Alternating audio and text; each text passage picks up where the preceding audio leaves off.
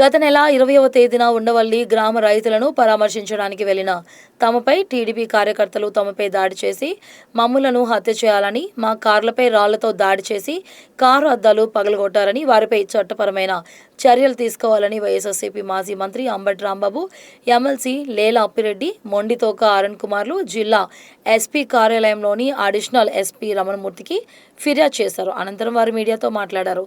June నెల 20వ తేదీన ఉండవల్లి రైతులను కలవడానికి మేము వెళితే మమ్మలను చంపడానికి టీడీపీ కార్యకర్తలు రాళ్లతో మాపై దాడి చేశారని తెలిపారు. నాపై దాడి చేశారు, వారిని చట్టపరంగా శిక్షించమని పోలీస్ స్టేషన్కి వెళ్లి ఫిర్యాదు చేస్తే కనీసం ఫిర్యాదు కూడా తీసుకోలేదని ఆవేదన వ్యక్తం చేశారు. దాడికి గురైన వారిపైనే ఎస్సీ ఎస్టీ కేసులు బనాయించారని బాధను వ్యక్తం చేశారు.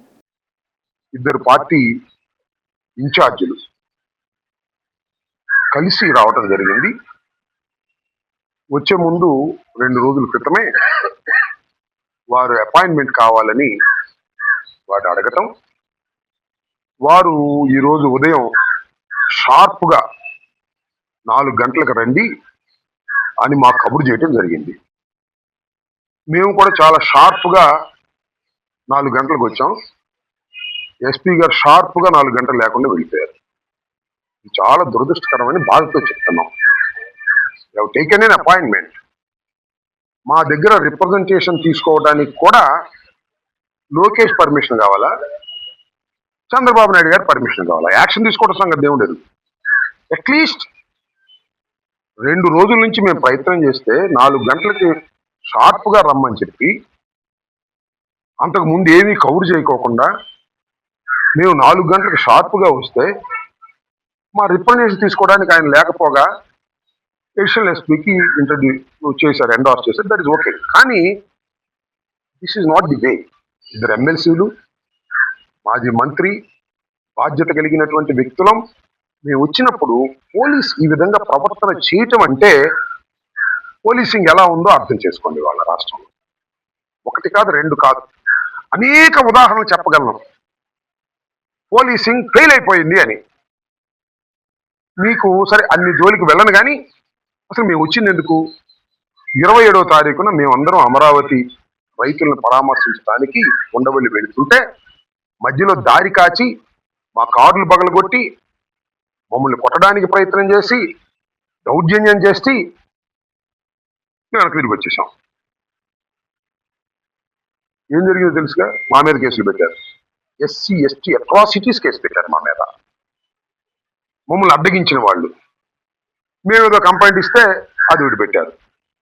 ఆ తర్వాత మొండితోక అరుణ్ గారు, డైమండ్ బాబు గారు అక్కడే ఉన్నారు స్పాట్లో. మేము కూడా 2 కంప్లైంట్స్ ఇచ్చాం ఆ నెక్స్ట్ రోజు.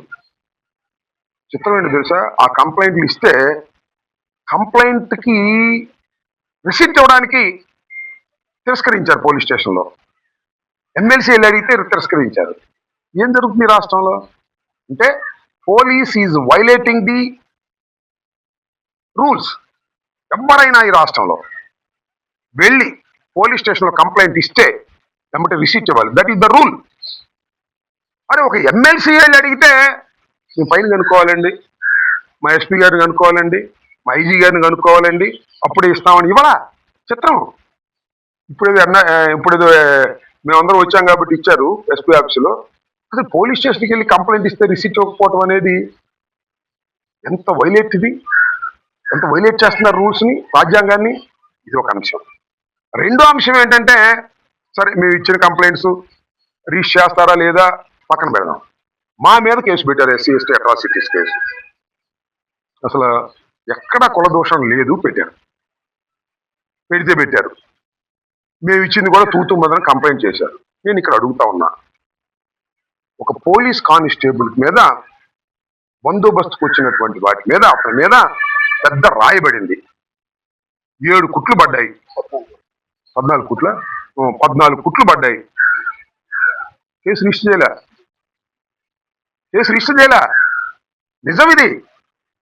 No case has not been registered till now. ఆ కేసు చేయలే. ఎందుకంటే దే నోస్ ఆ రాయి ఎవరు విసిరారో చాలా స్పష్టంగా కనిపిస్తుంది. ఎవరు కిరణ్ అనే అతను రాయి విసిరాడు. ఎవరి మీద విసిరాడు? గుంపు మీద విసిరాడు. సమయానికి అతను తలకు తగిలింది, కేసు రిజిస్టర్ చేయలే. ఏం జరుగుతుంది రాష్ట్రంలో? కానిస్టేబుల్కు దెబ్బ తగిలి 14 కుట్లు పడితే కేసు రిజిస్టర్ చేయకోకుండా తప్పుకుపోయారంటే అసలు లా అండ్ ఆర్డర్ను మెయింటైన్ చేయడానికి ఉన్నారా పోలీసులు లేదా అని నా ప్రశ్న ఇక్కడ.